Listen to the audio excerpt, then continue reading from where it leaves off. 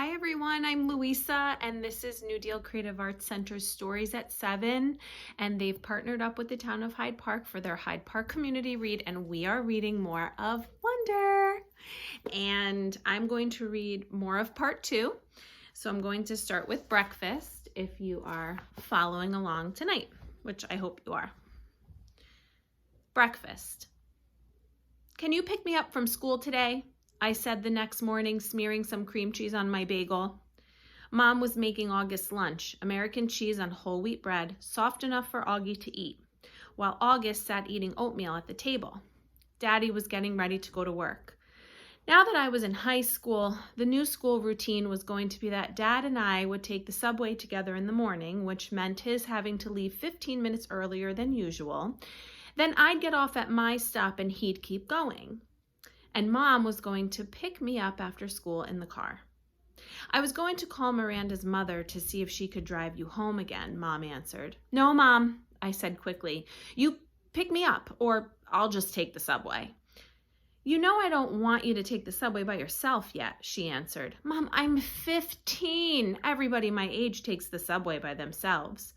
She can take the subway home, said Dad from the other room, adjusting his tie as he stepped into the kitchen. Why can't Miranda's mother just pick her up again? Mom argued with him. Mom looked at both of us. Is something going on? She didn't address her question to either of us in particular. You would know if you had come back to check on me, I said spitefully, like you said you would. Oh God, Via, said Mom, remembering now how she had completely ditched me last night. She put down the knife she was using to cut Augie's grapes in half, still a choking hazard for him because of the size of his palate. I'm so sorry.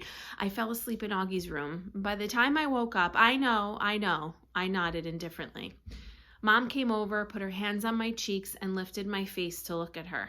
I'm really, really sorry, she whispered. I could tell she was. It's okay, I said. Via, Mom, it's fine. This time I meant it. She looked so genuinely sorry, I just wanted to let her off the hook. She kissed me and hugged me and then returned to the grapes. So is something going on with Miranda? She asked. Just that she's acting like a complete jerk, I said. Miranda's not a jerk, Augie quickly chimed in. She can be, I yelled. Believe me. Okay then, I'll pick you up. No problem, Mom said decisively, sweeping the half grapes into a snack bag with the side of her knife. That was the plan all along anyway. I'll pick Augie up from school in the car and then we'll pick you up. We'll probably get there about 3:45. No, I said firmly before she'd even finished. Isabel, she can take the subway, said Dad impatiently. She's a big girl now. She's reading War and Peace, for crying out loud. What does War and Peace have anything to do with anything? Answered Mom, clearly annoyed. It means you don't have to pick her up in the car like she's a little girl, he said sternly. Via, are you ready? Get your bag and let's go.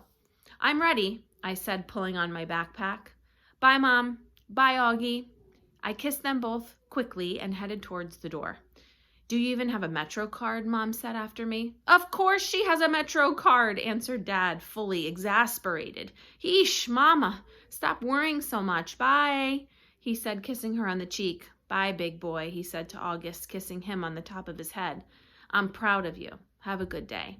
Bye, Daddy. You too. Dad and I jogged down the stoop stairs and headed down the block.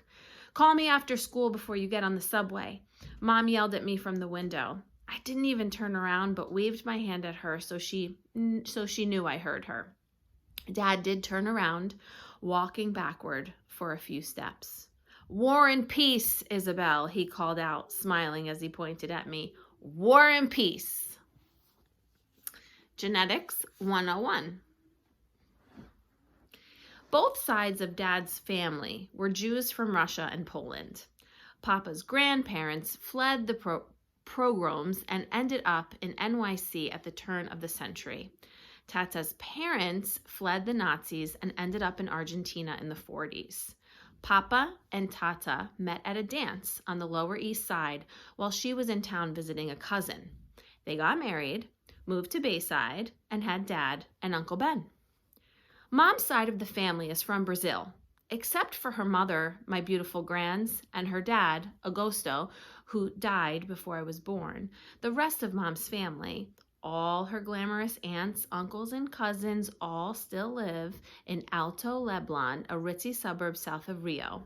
Grands and Agosto moved to Boston in the early 60s and had Mom and Aunt Kate, who's married to Uncle Porter.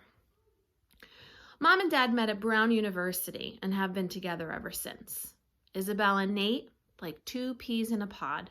They moved to New York right after college, had me a few years later, then moved to a brick townhouse in North River Heights, the hippie stroller capital of upper Manhattan, when I was about a year old. Not one person in the exotic mix of my family gene pool has ever shown any obvious signs of having what August has.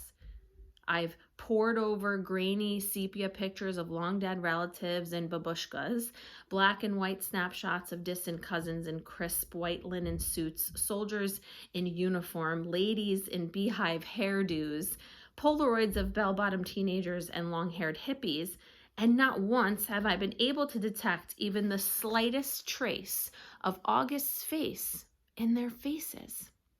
Not a one. But after August was born, my parents underwent genetic counseling. They were told that August had what seemed to be a previously unknown type of mandibulofacial dysostosis, if that's the way you say it, caused by an autosomal recessive mutation in the TCOF1 gene, which is located on chromosome 5, complicated by a hemifacial microsoma characteristic of OAV spectrum. Sometimes these mutations occur during pregnancy.